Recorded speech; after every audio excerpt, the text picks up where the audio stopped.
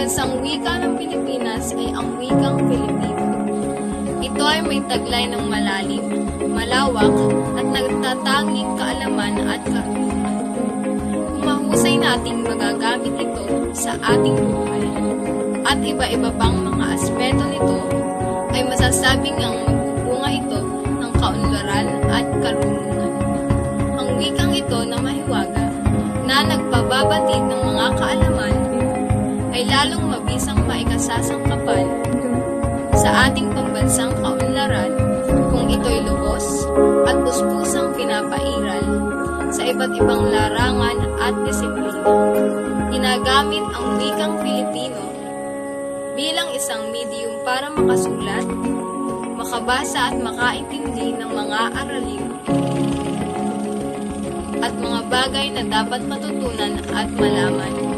Kung walang wika, ay hindi matututo ang isang mag-aaral sa mga bagay na kailangan niyang malaman.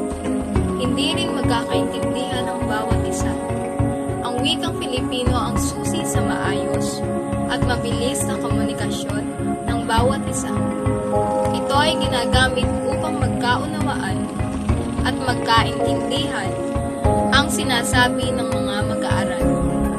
Kaya napakahalaga ng pakikinig dahil sa ganitong paraan natututo ang bawat isa.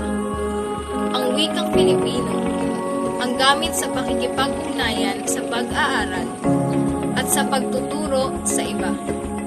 Ang sukatan ng karunungan at katalinuhan ay kakayahan nito sa pagsasalin ng mga natutunan sa ibang tao.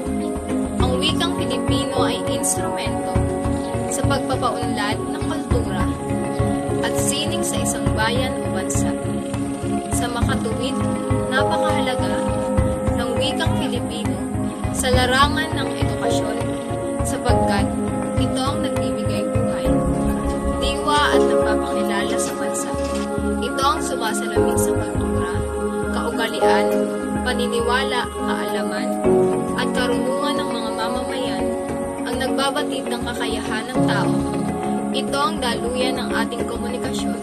Ito ang larawan na nagpapakita ng pagkakakilanlan kung paano tayo tatanawin at ituturing ng mga tao sa labas ng bansa. Wikang Filipino ang kaluluwa